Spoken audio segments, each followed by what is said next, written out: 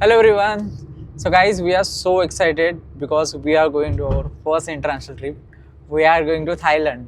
So guys, this is our day 1 आणि आम्ही आता चाललो आहे मुंबई एअरपोर्टला. तिकडून जाणार आहोत फुकेतला आणि ह्या थायलंड ट्रिपवरती तुमच्यासाठी खूप सारे व्लॉग्स व्हिडिओज घेऊन येतो आहोत. जर तुम्ही आमच्या चॅनल नवीन असाल तर please do subscribe and stay tune आणि तुमच्या मित्रांना पण प्लीज फॉरवर्ड करा बिकॉज आम्ही मराठी कॉन्टेंट मराठी व्लॉग्स बनवतो आणि अशा ट्रिप्सवरती आय थिंक कमी मराठी क्रिएटर्स आहेत जे खूप कमी आहेत. आम्ही पण पाहिलेलं आहे. येस, सो प्लीज सपोर्ट करा आणि सबस्क्राईब करा. थँक्यू. चालू करूया व्हिडिओ. या व्हिडिओमध्ये मी तुम्हाला इन्फॉर्मेशन देईल की इमिग्रेशन थायलंडला जाण्यासाठी काय काय गोष्टी तुम्हाला करायला पाहिजेत आणि काय गोष्टी नाही करायला पाहिजेत. सो डिटेल व्हिडिओ असेल, सो स्टे ट्यून. व्हिडिओ चालू करूया and let's start to our Thailand trip.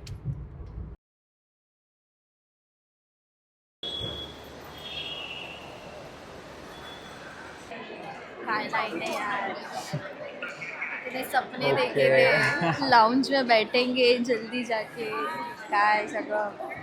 खूप लंबी चौडी लाईन आहे इकडे. आय थिंक या लाईनमध्येच आपल्याला 1 तास तरी जाईल ना चेक इनसाठी. ही इथून लाईन स्टार्ट होते आणि इकडे काउंटर आहे बघा.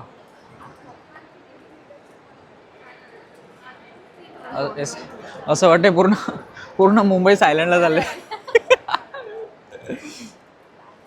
सो फायनली आफ्टर ऑलमोस्ट 2 तास पहिले चेक इनमध्ये उभे होतो. त्याच्यानंतर सिक्युरिटी चेक, त्यानंतर इमिग्रेशन प्रोसेस. 2 ते ऑलमोस्ट 2.5 तास गेलेले आहेत आणि आम्हाला एवढी भूक लागलेली.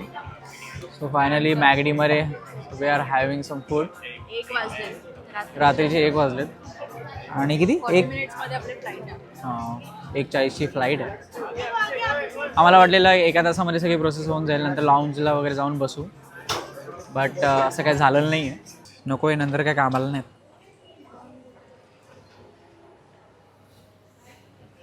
रुक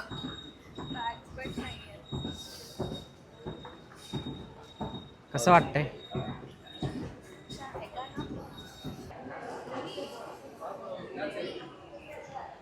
Kids, now less than 30 minutes to go.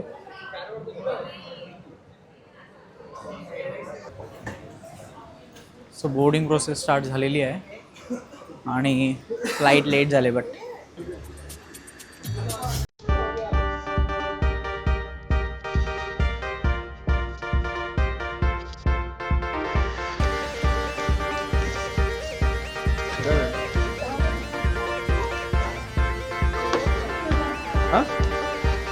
बोलला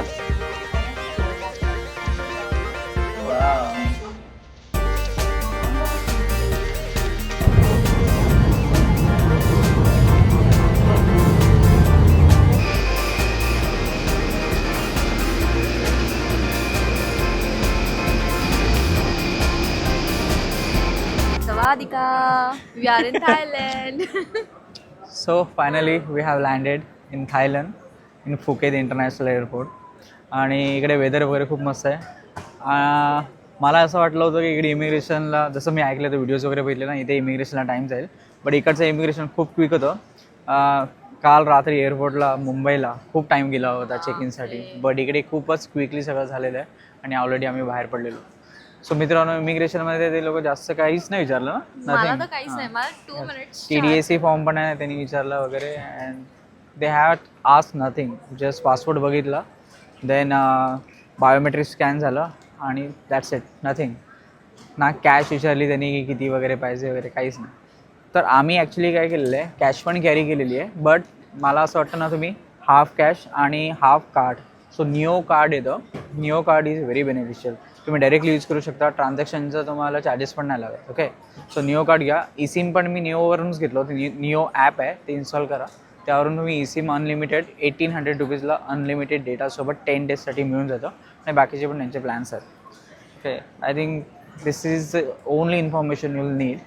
सो दॅट्स इट. थायलंडसाठी एवढंच पाहिजे ॲज अ इंडियन सिटीजन, बाकी काहीच नाही लागत. So we are in Thailand for next 10 days. Stay tune. खूप सारे ब्लॉग्स बनवणार आहोत. तुम्हाला काही इन्फॉर्मेशन पाहिजे असेल you can ask me in comment section. So चालू करूया आता थायलंड ट्रिप. हां, भेटूया पुढील ब्लॉगमध्ये. Bye bye. Chase to life.